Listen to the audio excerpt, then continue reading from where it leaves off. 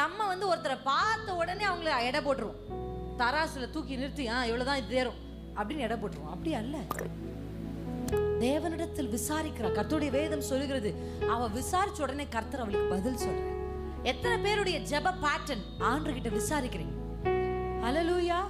Understanding. இங்க பவுல் எழுதுறாரு, ஒரு ஸ்பிரிச்சுவல் அண்டர்ஸ்டாண்டிங். ஒரு பிரச்சனை வந்த உடனே இந்த பிரச்சனைக்கான காரணம் என் கணவர் குடிக்கிறதா, அப்படி மட்டும் இல்ல. ஹல்லேலூயா. குடிதான் குடும்பத்தை கெடுக்குதுன்னு உலகத்துல அபிஷேகம் பெறாத, வேதத்தை அறியாத, தேவனை அறியாதவங்களுக்கு தெரியும்.